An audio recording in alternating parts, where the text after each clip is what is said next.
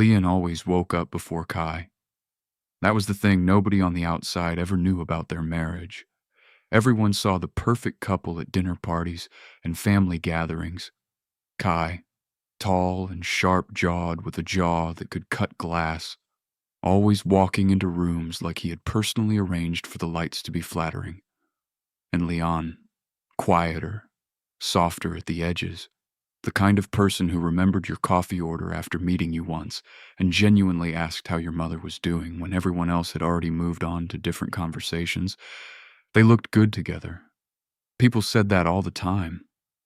"You two look so good together," his friend Mina had said at their wedding 3 years ago, squeezing Leon's hands hard and smiling so wide that her eyes completely disappeared into her cheeks. Leon had believed it then. He had believed it like a child believes in a story, fully, without checking the details. He wanted to believe it now. He sat on the edge of the bed in the early morning gray light, one hand resting on his round belly. 5 months along. The baby moved sometimes at night and sometimes early in the morning. Small, soft flutters that felt like someone tapping gently from the inside, like a secret knock. Leon loved that more than he could explain to anyone. He loved it more than most things in his life right now, which was a thought he did not look at too directly. Kai's phone buzzed on the nightstand. Leon did not look at it. He had made that decision, not because Kai had asked him to, not because of any agreement between them, but because Leon had discovered that every time he accidentally saw a name or the beginning of a message, something cold and heavy settled inside his chest and stayed there for days. Not jealousy exactly, more like the feeling of standing at the edge of something you are not ready to see the full shape of.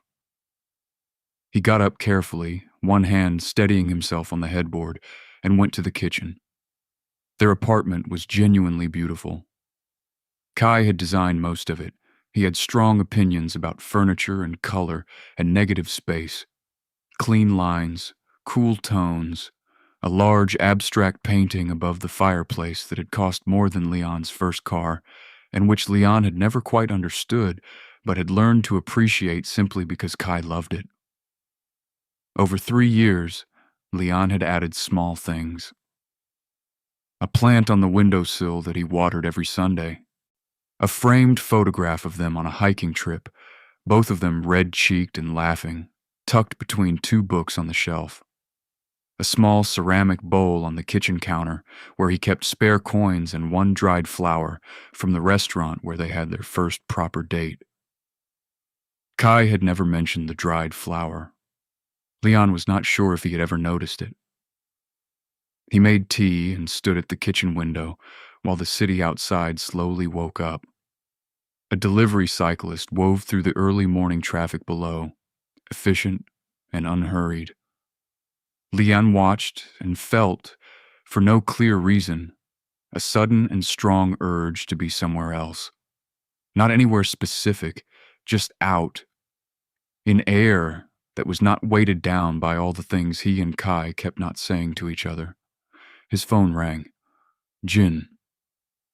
"Morning," his older brother said. "How are you feeling? Did you sleep?" "I slept okay. A bit tired, but fine."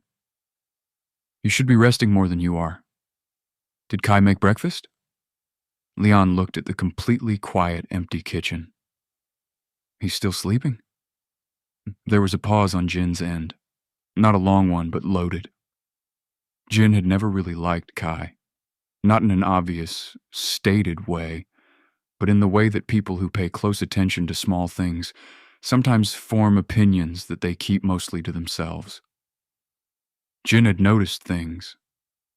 The slight delay before Kai answered questions about Leon, like he had to locate the answer from a distance. The way Kai's eyes drifted during conversations when Leon was speaking, finding something more interesting on the middle distance. "I'll be okay," Leon said. "You always are," Jin said. "That's actually what worries me about you." Leon almost laughed. "I have to go." I'll call you tonight. He put the phone down and sat at the kitchen table, both hands wrapped around the warm mug. He looked at the table, at the grain of the wood, the small water ring near the edge that they had never managed to fully remove. He had sat at this table so many times, making plans, eating quiet dinners, doing work in the evenings. He'd been happy here once. He was fairly sure of that. Today was their anniversary, 3 years married. He had planned something small, a dinner at home, candles, the pasta that Kai had once declared was his favorite. Back in the early days when they would cook together on weekends, and Kai had danced very badly in the kitchen while the sauce was reducing and everything had felt easy and light and real. He had bought a card too, plain and white, and written inside it in his neat handwriting, "I don't need grand things. I just need you to stay." He was not sure yet if he would give it. By the time Kai emerged from the bedroom, showered already, dressed, eyes already on his phone, Leon had finished his tea and started on a grocery list. "Morning," Kai said without looking up. "Morning," Leon said. "Do you want eggs before you go?" "I'm not hungry. I have a meeting at 9. "Okay." Leon added eggs to the list anyway. "Would you be home for dinner? I was thinking of cooking tonight." Kai looked up. Something crossed his face. Quick, there and gone, like a shadow moving over a wall. Then he produced a small, clean smile. "Yeah, should be fine. Send me a reminder." He picked up his keys in his bag and moved toward the door. "Kai," Leon said. Kai paused, hand already on the door handle. "It's our anniversary today." The apartment was completely quiet. Kai looked back at him across the kitchen. For a few seconds, his face was absolutely unreadable. And then he nodded once and said, "I know, I didn't forget." The door closed. Leon stood in the kitchen alone. The mug in his hand had gone cold. The grocery list sat on the counter. The dried flour was in its bowl. The baby moved. That familiar small tap. "I know," Leon whispered, pressing one hand flat against his stomach. "I know." But he still got up. He still put on his coat and his shoes. He still went to buy the ingredients for the pasta because that was who Leon was. The kind of person who keeps preparing the table even when some part of him already knows that no one is coming to sit at it. The name was Rio. Leon found it completely by accident. That detail still felt important to him afterward. That he had not been searching. He had not gone looking for evidence. He had picked up Kai's jacket from the bedroom floor because it was in the way, and he nearly tripped over it going to the bathroom at night. When he lifted it, a small folded note slipped out of the pocket and opened when it hit the ground. 3 words and a name. "Miss you already. Rio." The handwriting was neat and deliberate. The paper carried a faint scent. A cologne Leon did not recognize. Something with cedar in it. Something that did not belong in his bedroom. He stood there for a very long time holding the note. The apartment was dark and quiet. Kai was asleep on the other side of the wall. Outside, the city was doing its usual late-night murmuring. Leanne folded the note exactly as it had been. He put it back where it had fallen. Then he walked to the bathroom, sat down on the floor with his back pressed against the cool side of the tub, and breathed. In and out. In and out. His hand found his stomach on its own, like it always did. He did not cry that night. He thought he would. Expected it, actually, like an obvious next step. But the crying did not come. What came instead was something quieter and more unsettling. Clarity. A long exhale of, "Oh, so that is what this has been." Because he had known. Not the name, not the specific facts, but the knowing. The bone-deep, wordless kind had been living inside him for months like a second heartbeat he had been trying not to hear. Kai had changed in ways that were genuinely hard to name out loud, but impossible for Leon's body to ignore. He laughed differently when he was on his phone in the other room. Lighter, more open. A laugh that Leon used to know and had stopped hearing directed at himself. He came home sometimes with the particular energy of someone who had just been somewhere that mattered to them. He touched Leon less, not with cruelty, not with anger, just less. In the casual, gradual way that someone stops watering a plant, not because they want it to die, just because other things have their attention now. After finding the note, Leon started paying attention. But not to Kai's messages or his schedule. He had already decided he did not want that kind of proof. He paid attention to something simpler and more honest. Himself. Whether he felt seen in his own home. Whether Kai ever asked about the baby with real warmth. The way a person asks about something they are excited for and cannot stop thinking about. Whether at the end of the day, Leon felt like a husband or like a piece of furniture, present, familiar, and entirely unnoticed. The answer kept being the same.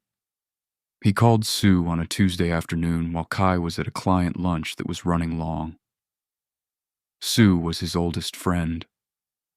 They had known each other since they were 12, and Sue had once let Leon hide in his bedroom for 6 hours during a thunderstorm without asking a single question about it.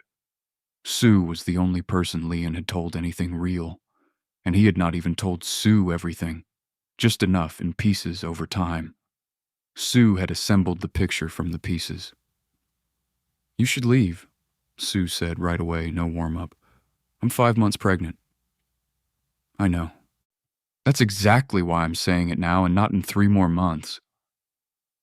Leon stood at the kitchen window. Below, 2 children were chasing each other around a bench in the small park across the street. "It's more complicated than that.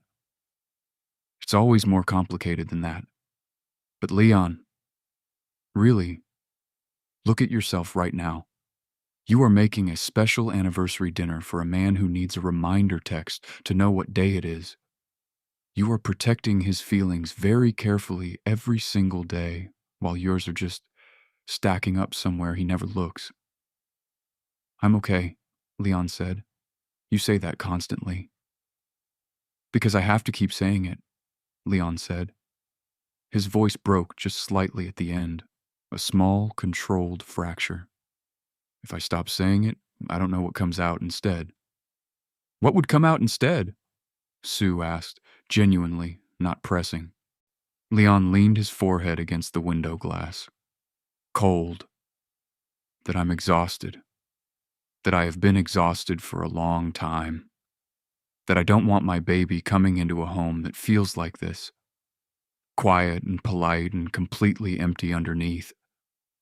"Then you know what you need to do," Sue said. He did know. He had known the answer for weeks. But knowing and doing were 2 entirely different distances to cross, and Leon was tired in a way that made even the first step feel enormous. He started preparing. Quietly, practically, the way Leon did everything. He moved savings into an account that only had his name on it. He contacted a lawyer, just an initial consultation, just to understand his options, just so the ground felt slightly more solid under him. He called Jin and asked, without explaining everything, whether the spare room was available. Jin said yes immediately, not after a pause, not after questions. Immediately, like he had been waiting for Leon to ask and had kept the room ready just in case. Leon had to hold the phone away from his ear for a moment after that. He planned to tell Kai after the anniversary. One final dinner, not for Kai, for himself, because Leon was the kind of person who needed to close things properly, who needed to finish the sentence before he put the pen down. What he had not planned was Rio walking through his front door. That evening, while Leon was in the kitchen finishing the pasta, and the candles were lit on the dining table, and the apartment smelled warm and good, the front door opened. Not with Kai's usual quiet click, with noise. with voices, two of them, one of which Leon had never heard before, bright and careless. Leon turned off the burner. He walked to the hallway. Kai was there, and pressed right beside him, one hand looped casually through Kai's arm like it belonged there permanently, was a stranger. Young. Bright eyes that swept the hallway quickly and landed on Leon with an assessing, measuring look. He was wearing Kai's gray scarf wound around his neck. Leon had given Kai that scarf, a birthday gift, 2 years ago. The stranger looked at Leon and smiled. It was not a kind smile. It was the smile of someone who already knows something you don't. "Oh," he said. His voice was light and sharp. "You're still here." Kai said nothing. Leon looked at Kai. He waited. He gave Kai every possible second to say something. One word, one sentence, anything that would mean "I'm sorry, this is wrong, you are not invisible to me." He waited the way you wait at a door you already know is locked. Kai's jaw moved, once. No sound came out. "Rio," Leon said. The name was solid in his mouth, more real than the folded note had ever been. Rio's bright smile flickered. In the dining room, the candles Leon had lit for their anniversary were still burning. Leon did not make a scene. He had never been that person. Even now, in his own hallway, with Kai's secret standing right in front of him wearing Kai's scarf. Even now, Leon was quiet. His hands were steady. His voice, when it came, would be steady. This was not strength exactly. It was something more like the particular stillness that comes when a person has already been bracing for impact for a long time and the impact finally arrives. He turned and walked back to the kitchen. He heard Rio laugh behind him. Short and light and dismissive, the kind of laugh that means, "Is that all?" Like Leon simply walking away was somehow the ending of a joke Rio had been building for months. Leon moved through the kitchen with careful hands. He turned off the remaining burners. He covered the pasta with a lid because his hands needed something to do, and this was the first thing they found. He carried the bread from the counter to the table, and then stood there looking at the 2 plates he had set. The cloth napkins he had folded into neat triangles, the small vase of yellow flowers from the corner shop, the candles that were still quietly burning. He picked up one of the napkins and folded it flat. He set it back down. Then he pulled out his phone and typed a message to Jin. "Can I come tonight? I'll explain later." The reply came in 50 seconds. "Room is ready. Come whenever. Drive safe." Leon put his phone in his pocket and went to the hallway to get his coat from the hook at the base of the stairs. The voices from above had shifted. Kai speaking low and fast, Rio's tone climbing higher. An argument. He did not want to hear it. He reached for his coat. "Why is he still here?" Rio's voice sharp and carrying from the top of the stairs, not a whisper, meant to be heard. Every syllable meant for Leon's ears. "You told me, Kai, you said, Rio, I said stop." Kai's voice exhausted and cracking at the edges. "No, you said this was done. You said—" Leon kept his hand on his coat and did not look up. He was not going to look up.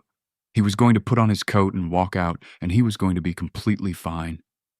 Then Rio appeared at the top of the stairs.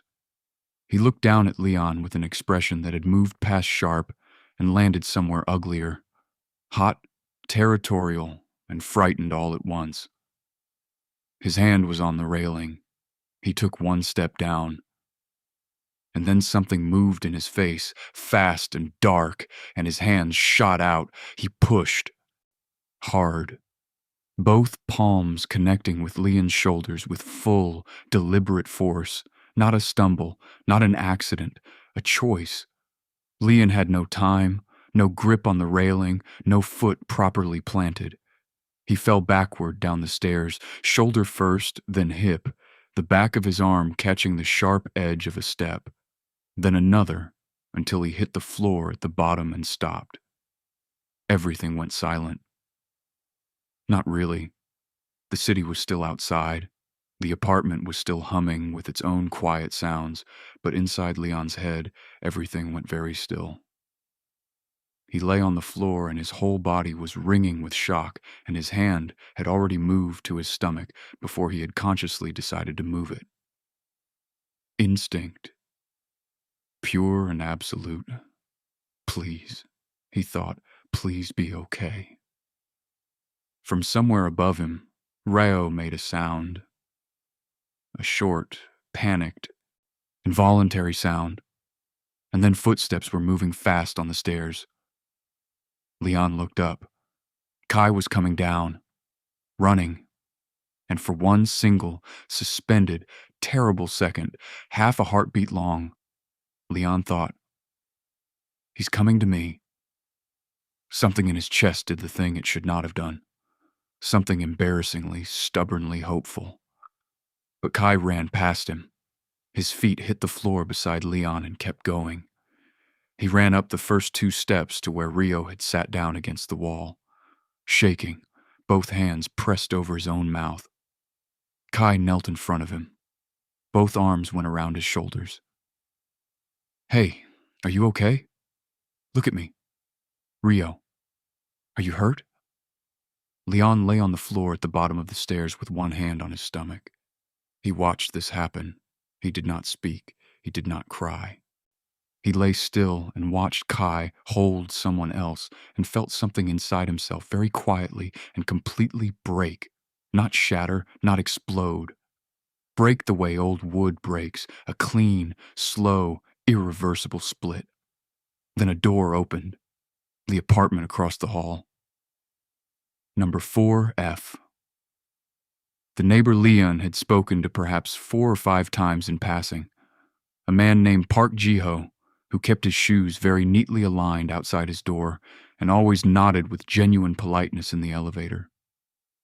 Jiho opened his door and looked out, and his eyes went straight to Leon on the floor with the speed of someone who has very good instincts in emergencies. He crossed the hallway in seconds. Hey, don't move, just wait. Are you hurt? Is it the baby? He was already crouching, already close, one hand near Leon's face without touching, his eyes doing a fast and careful check. Leon looked up at him. The ceiling above Jiho's head was slightly blurry at the edges. I don't know yet, Leon said. His own voice surprised him, small and very honest. I don't know. Jiho already had his phone out. He called without a pause, spoke to the dispatcher with complete calm, gave the address clearly and without stumbling. Then he shrugged off his jacket, the one he was wearing, warm from his body, and laid it over Leon with the careful steadiness of someone who has decided that this is the most important thing happening right now and nothing else gets attention until it is handled. Help is coming, Jiho said. He looked directly at Leon, eye contact solid and unhurried. Just stay still. I've got you. Okay? I'm right here. From the stairs above, Kai had not looked down once. Leon stared at the ceiling and felt the warmth of Jiho's jacket and the small movement of the baby inside him, and he thought, with strange, clear precision, there it is. There is the answer to everything I was not sure about. The ambulance arrived in 6 minutes. Jiho rode with him. Leon woke to white ceiling tiles and the particular clean smell of a hospital at night. For a few seconds he had no memory of why he was there. Then he shifted, and the deep, dull ache along his right side and shoulder answered that question immediately and completely. He blinked. The room came into focus slowly, the way things do when your body has been through something large and is taking stock. He turned his head. Jin was asleep in the chair to his left, still fully dressed, coat still on, glasses pushed up onto his forehead at an angle that suggested he had pushed them up to read something, and then lost the battle with tiredness before he could put them back down. His arms were crossed, and his chin was dropped toward his chest. He looked both annoying and deeply comforting, the way older siblings often do. On the other side of the bed, in a chair that had clearly been physically dragged in from the hallway, the legs had left faint marks on the floor, sat Park Jiho. He was awake. He had a paper coffee cup held in both hands and was looking at the floor with the thoughtful, quiet expression of a person who is used to waiting and does not find it difficult. When Leon moved, Jiho looked up immediately. His eyes were calm and alert, like he had not actually been tired at all, just patient. "Hey," Jiho said. His voice was low, careful not to wake Jin. "You're back." "Yeah." Leon's throat was dry and his voice scratched. "How long was I?" "A few hours. It's close to 2 in the morning." Jiho was already reaching for the small plastic water pitcher on the tray table. He poured without being asked and held the cup out steadily. "Doctor said you can drink." Leon took it with both hands and drank slowly. The water was cold and real. He held the empty cup and looked down at his stomach. "The baby's fine," Jiho said, quietly, clearly, before Leon had to ask. Like he had understood that was the first and only thing that mattered right now. "Doctor said everything looks healthy. They want to watch you for another day, just to be careful. But the baby is fine, Leon." Leon exhaled. It was not a small exhale. It was the exhale of something that had been held for hours, since the moment he hit the floor. His eyes filled immediately, and he pressed his lips together hard and blinked until the ceiling stopped blurring. Jiho looked at the wall, politely and naturally giving him that moment. When Leon had steadied himself, he looked over. "You didn't have to stay." "I know," Jiho said. "Really, you barely know me. We've spoken maybe 5 times. 6, Jiho said mildly. "I counted the one about the broken elevator separately." Leon made a sound that was almost a laugh, which surprised him. "Why did you stay?" Jiho turned his cup slowly in his hands.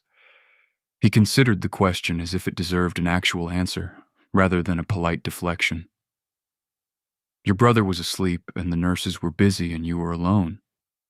It didn't feel like the right time to leave." He shrugged slightly. "So I didn't." Leon looked at him properly for the first time. Really looked. He had seen Jiho in the building many times.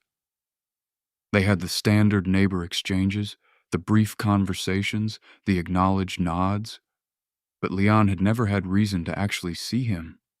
Jiho was maybe a few years older than Leon. He had a calm, honest face, not dramatically handsome, but the kind of face that felt reliable, like a building with good bones. He had very steady hands. Leon had noticed that earlier when he laid the jacket down, hands that knew how to move without hurrying. "Thank you," Leon said, "for the ambulance, for coming with me, for all of it." "Don't thank me," Jiho said simply. "I want to." Jiho looked at him. "Okay," he said. "Then you're welcome." Jin woke up an hour later with a loud, startled inhale and sat straight up, knocking his glasses to the floor. He found them, put them on crooked, looked at Leon, and crossed the room in 2 long steps. He hugged Leon with the specific, wordless desperation of a sibling who has been sitting in a hospital for hours, trying to hold all his fear very still. "I called Mom," Jin said, voice muffled against Leon's shoulder. "She's taking the very first train in the morning." "You didn't need to." "I needed to," Jin said firmly, pulling back to look at Leon's face. His eyes moved over him carefully. "Tell me honestly, are you okay?" "The baby is okay," Leon said. "That's not what I asked." Leon met his brother's eyes. "I'm not going back," he said. Jin's expression shifted. Something in him settled. Not happily, but with a deep and profound relief. "Good," he said. He said it like the word had been waiting in him for a long time. Jiho excused himself quietly to get more water. While he was gone, Jin looked at the dragged-in chair and the paper coffee cup and the faint marks on the floor, and then he looked at Leon with a specific expression. Leon shook his head slightly. Don't. I didn't say anything, Jin said. You were about to say several things. Jin closed his mouth, but he was smiling slightly when he turned away. When Leon's phone lit up with Kai's name, all three of them saw it. Jiho had just come back in. He set the water down and looked away. Jin's jaw tightened. Leon looked at the screen for a moment, then turned the phone face down on the blanket. Nobody spoke about it. In the morning, pale light came through the thin curtains, and a nurse arrived to check the monitors and write things on a clipboard. When she had gone, Leon noticed a folded piece of paper on the side table. He picked it up. Small, clear handwriting. My number, in case you need anything when you get home. Jiho, 4F. He held the note and read it twice. Then he folded it carefully and put it in the pocket of his hospital gown, against his chest, where it stayed warm. Kai came to the hospital on the second afternoon. Leon had not decided how he felt about that possibility. Part of him had expected it. Part of him had thought Kai might not come at all, might send a message instead, careful and lawyered through, handling the situation the same way Kai handled most difficult things, from a managed distance. But Kai came in person. He appeared in the doorway with his own jacket held in his hand rather than on, like he had grabbed it on the way out the door and then forgotten to put it on, and then forgotten he was holding it. His eyes were red at the edges. He looked like he had not slept. Leon's first feeling, before anything else arrived, was something small and embarrassing and automatic. He came. Then the feeling passed and everything else came in behind it. Jin stood up from his chair like a wall deciding to become a door. You are going to leave right now. I just need... Kai looked past him. 5 minutes, please. You don't get 5, Jin. Leon's voice was very quiet. Go wait outside, it's okay.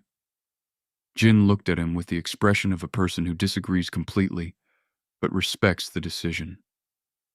He walked out, and he let his shoulder connect deliberately with Kai's on the way. Kai did not react. He came into the room and sat in Jin's chair. He put his elbows on his knees and his face toward the floor, and he stayed that way for a moment. Leon waited. He was good at waiting. I'm sorry, Kai said. The words came out flat and genuine and incomplete at the same time, like a sentence that started right and lost its nerve halfway through. For which part? Leon asked. Kai looked up. For Ryo being in our home? For not saying anything when he pushed me? For not looking at me while I was at the bottom of the stairs? Leon kept his voice completely level.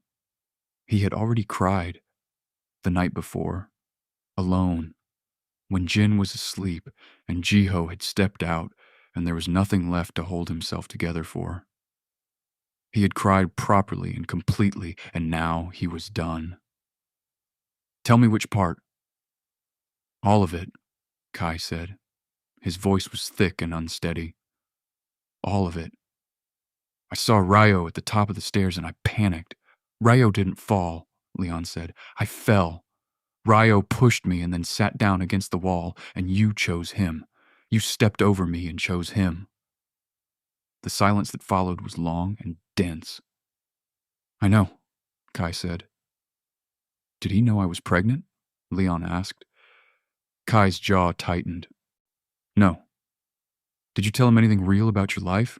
About us? I told him the marriage was already over, Kai said, very quietly. Leon looked at him. Was it? To you? Kai pressed his hands together and looked at them. I don't know when it happened, he said. That's the honest answer. I don't know when I stopped being present. I would come home and you would be here and everything would be exactly right, the table set and the food made and you asking how my day was, and I would think I don't deserve this. And instead of figuring out why I thought that, I just found someone else, Leon said. Yes. How long? 8 months. 8 months. Leon had told Kai about the pregnancy at 6 weeks. The math sat in the space between them like something physical. Did you love him while I was showing you the pregnancy test? Leon asked. His voice stayed steady. He was not sure how, but it did. When you held my face and said, "This is real. We're really doing this," were you already with him then? Kai closed his eyes. Yes. Leon nodded slowly. He looked at the window. The sky outside was flat and white, a winter sky with all the color rained out of it. He thought about 3 years, about the hiking trip where they both got completely lost and laughed about it for an hour, about the apartment and the dried flower in the ceramic bowl, and all the small, ordinary things he had built around a person who was already halfway somewhere else.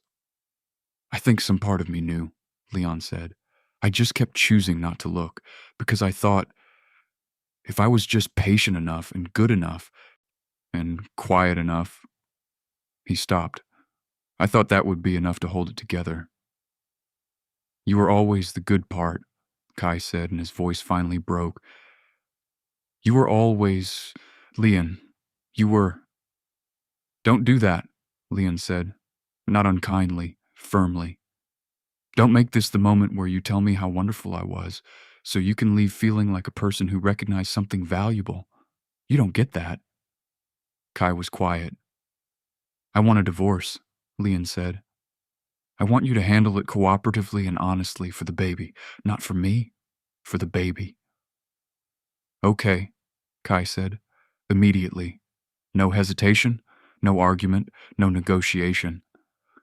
And somehow that one word, that quick, ready agreement, landed harder than everything else had, because it meant Kai had already been prepared for this. Maybe already hoping for it. The marriage had been over in Kai's heart long before the staircase, long before the note falling from a jacket, and Leon was simply the last person in the room to receive the news. Kai left. Leon sat in the quiet room and listened to his own breathing for a while.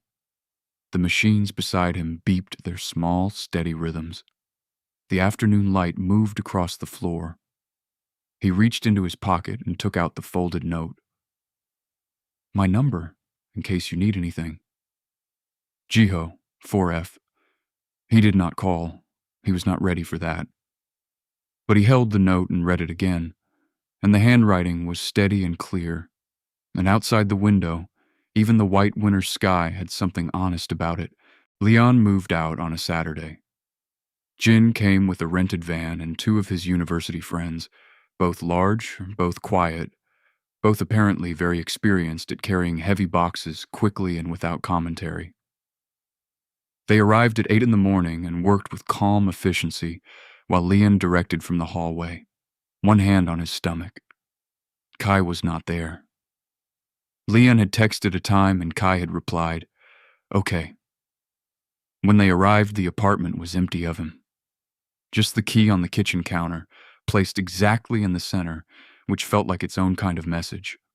Jin kept stealing boxes from Leon's arms. Leon kept taking them back. They had this argument in hushed, rapid voices on every trip down the stairs.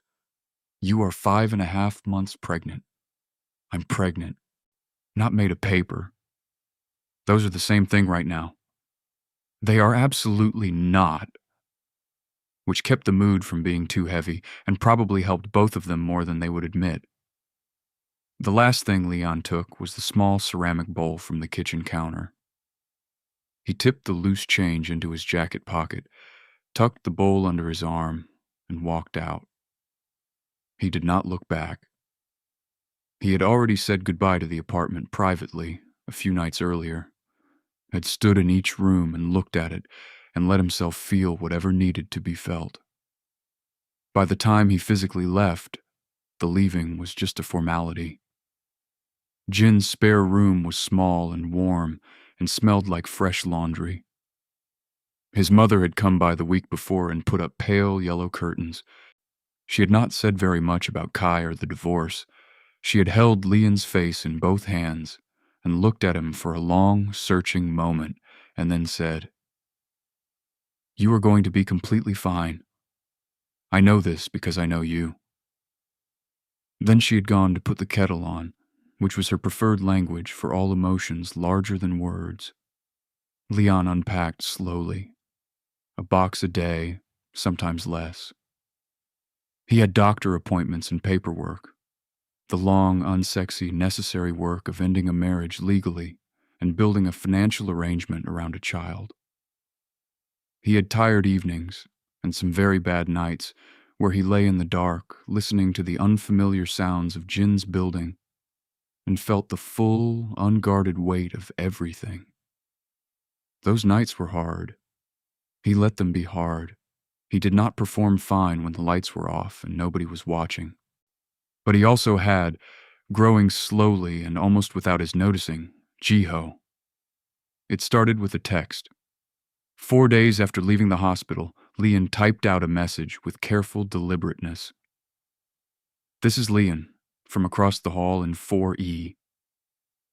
I wanted to say thank you properly. I've moved now, but I didn't want to leave without saying it." Jiho's reply arrived within a few minutes. "I'm glad you're doing okay. Take care of yourself. Simple. Clean. No expectations in it." But then, 10 days later, there was a small round plant pot left in the hallway. The building manager has it. "Thought you might want to know before they throw it out." "Oh, yes, that's mine. Thank you for telling me. Do you want me to bring it to you? I have a car and it's no trouble. You really don't have to go out of your way." "I know. Do you want me to?" That was how Jiho ended up at Jin's apartment on a Tuesday evening with a round terracotta pot wrapped in old newspaper, standing in the doorway looking mildly uncertain but completely sincere. Jin opened the door, took a long look at him, and ran the visible calculations of an older brother meeting a person of interest. "I'm Jiho," Jiho said, "from Leon's old building." "I know exactly who you are," Jin said, in a tone that conveyed both "this is a test" and "you are being assessed." Then he stepped back. "Come in." Jiho had tea he had not asked for and answered Jin's questions about his job. He was an architect, which made Jin nod with the specific satisfaction of someone whose private scoring system has just registered a point. He sat at the kitchen table with good posture and spoke with the kind of directness that does not feel aggressive, just honest and comfortable with itself. He did not ask about Kai. He did not ask about the fall or the hospital or any of it. He asked about the baby. "Do you know what you're having yet?" "Not yet. I find out next month." "That's the exciting part," Jiho said. "The not knowing." And the way he said it, with actual warmth, like he had thought about this and meant it, was different from the careful, managed sympathy Leon had been receiving from people for weeks. After Jiho left, Jin looked at Leon from across the kitchen table with the expression of a man who has arrived at a conclusion. "He likes you," Jin said. "He was being kind," Leon said. "Those aren't mutually exclusive," Jin said, and carried the mugs to the sink.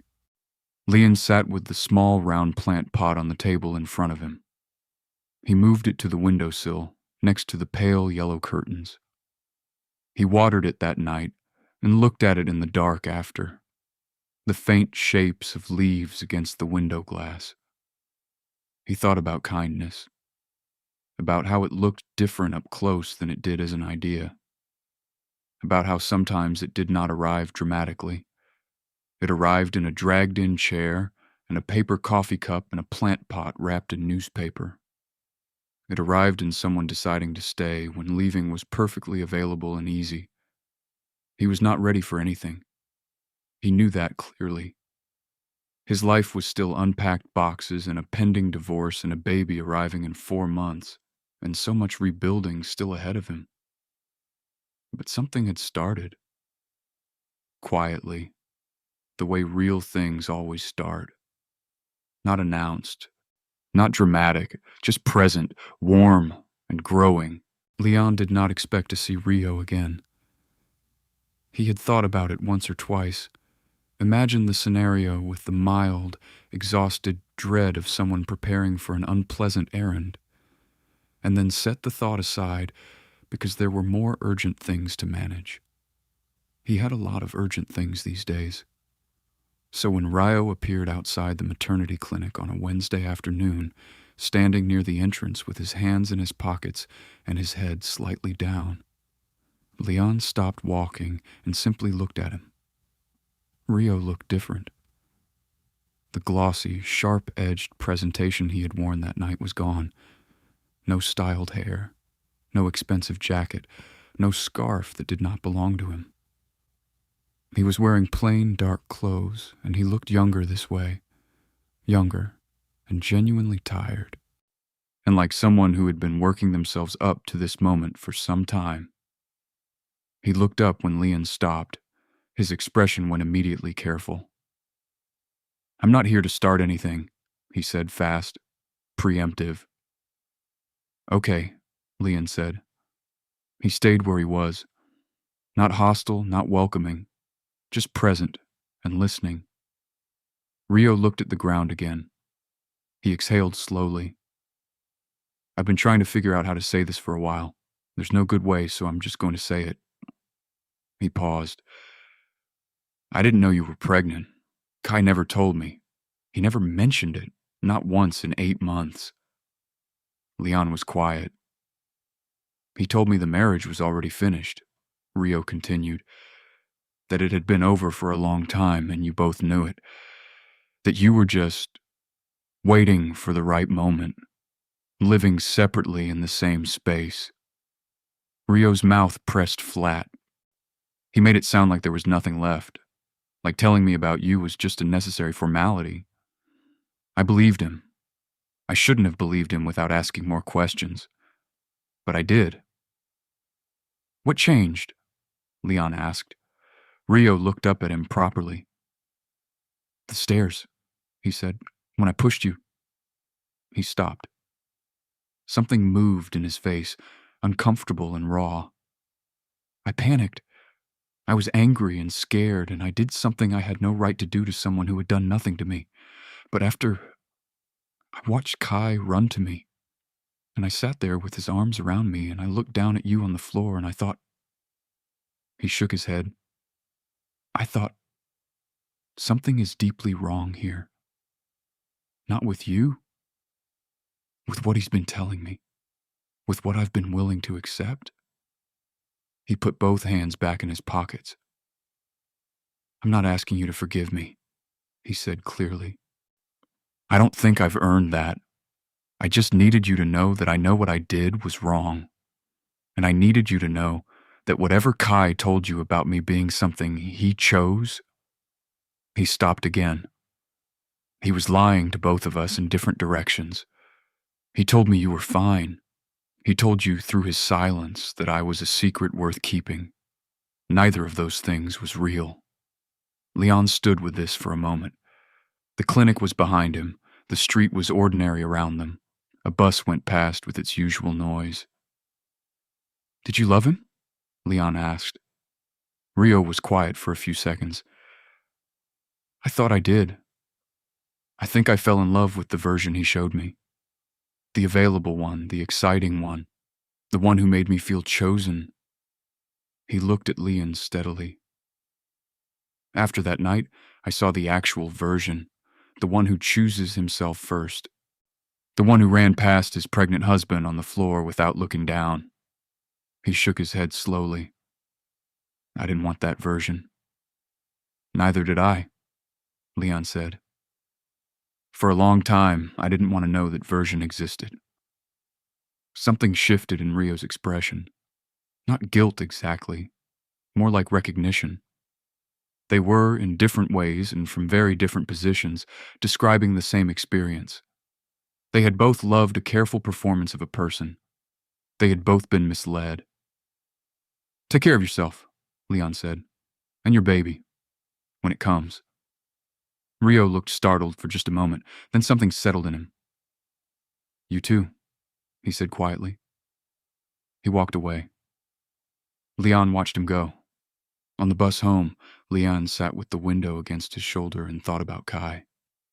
Not with anger now, and not with the long, complicated grief either, but with something cleaner and more final. He thought about who Kai actually was versus who Leon had spent 3 years deciding to believe he was.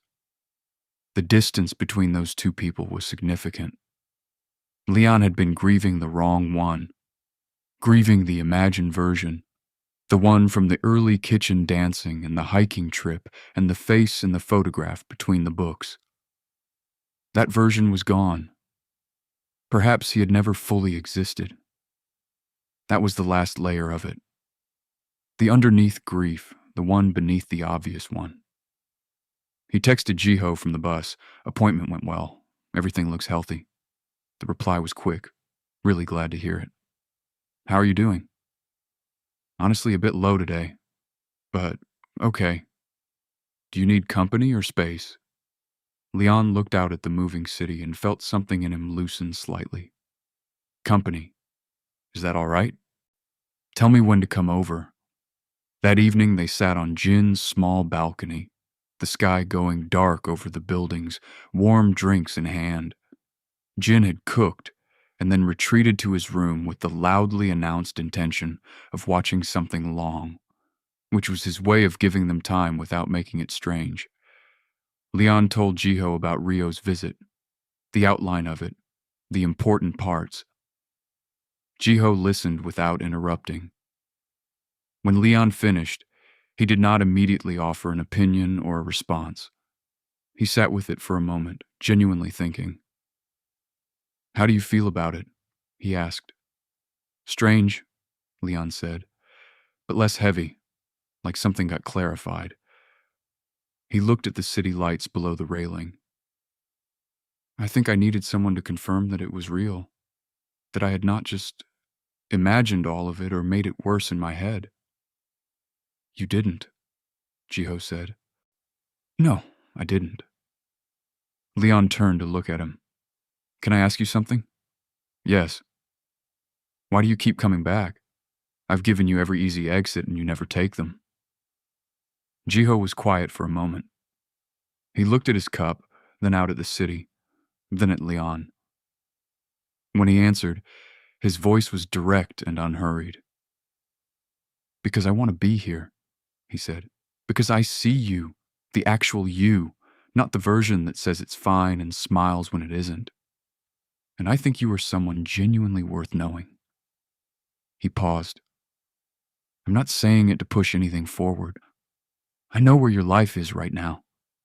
I just want you to know that when I show up, it's because I want to. Not out of obligation, not out of pity, just because I want to." Leon looked at him for a long moment. For the first time in a very long time, he believed someone completely. The baby was born on a Thursday morning at 6:47 a.m. His name was Seo. Leon had decided on it 3 weeks before, lying in Jin's spare room in the dark, and when he said the name out loud for the first time, he knew immediately that it was right.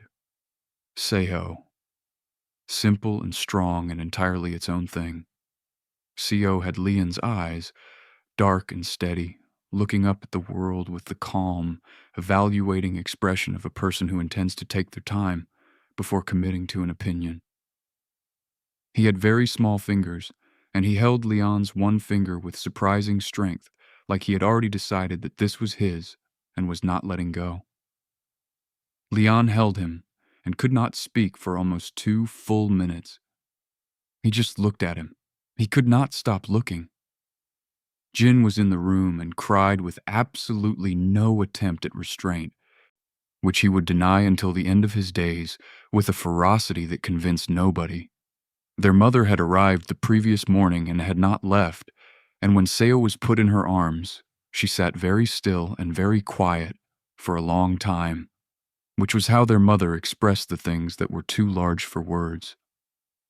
Jiho waited outside.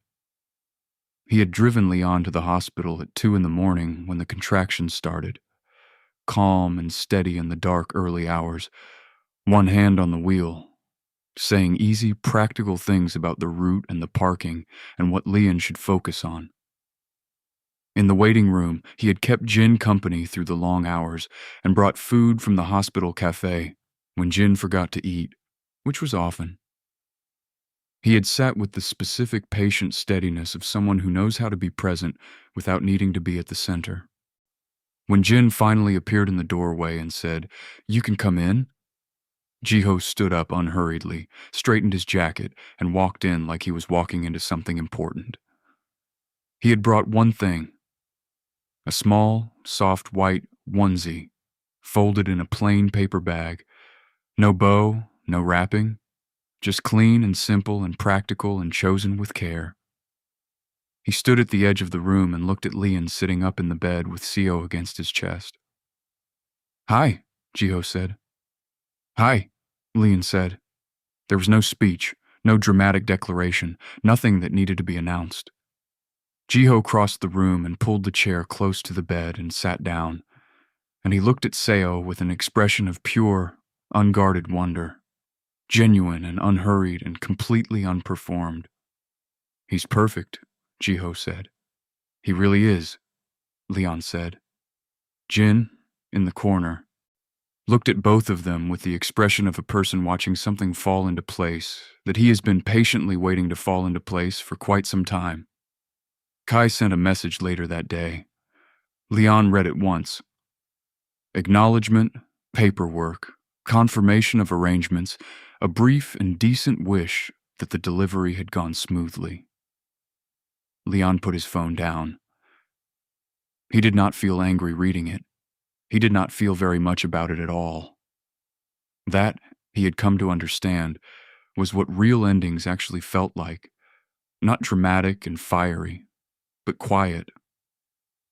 The fire goes out, and what is left is just the space where it used to be, and eventually you rearrange the furniture, and the space becomes ordinary. In the weeks that followed, the apartment had the beautiful, wrecked, exhausted, full quality of early parenthood. Bottles everywhere. Blankets everywhere.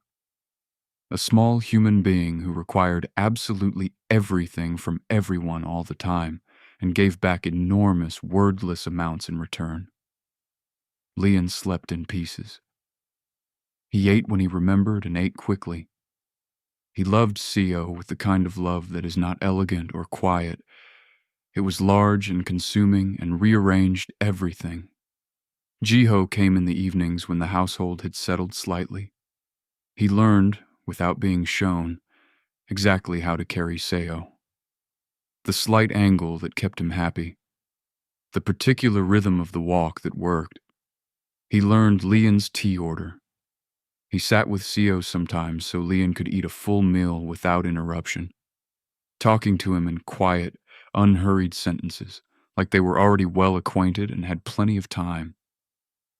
Leon watched this from across the room one evening and thought, "Oh, not the big, announced kind of, oh, the quiet kind.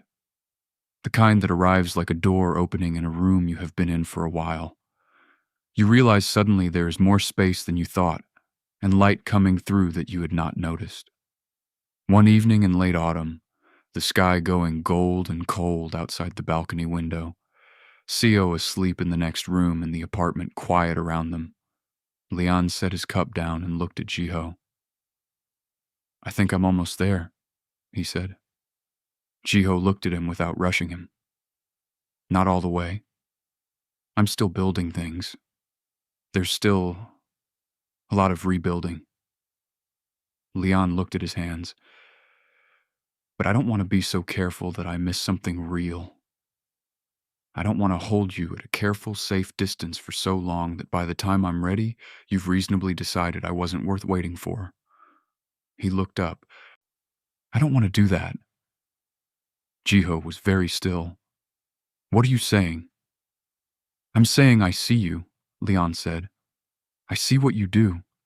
The way you show up. The way you don't ask for anything back. The way you looked at Sio the first time like he was something extraordinary." He paused. "I'm saying I'm not ready for everything, but I'm ready to stop pretending I don't feel what I feel. And I'm asking if you're still—" "Yes," Jiho said. "Just that. Immediate, clear, no conditions attached." Leon breathed out. Jiho reached over and put his hand over Leon's on the table.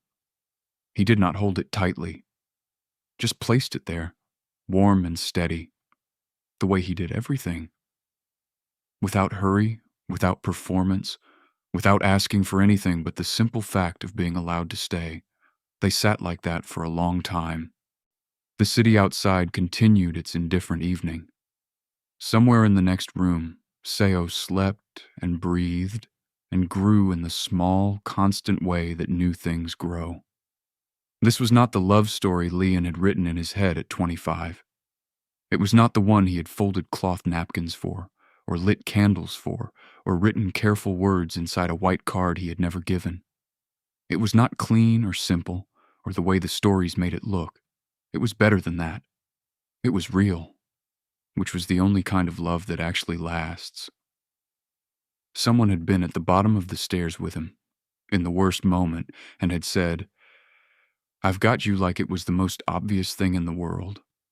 And Leon had finally, slowly, imperfectly, with his whole rebuilt heart, believed it.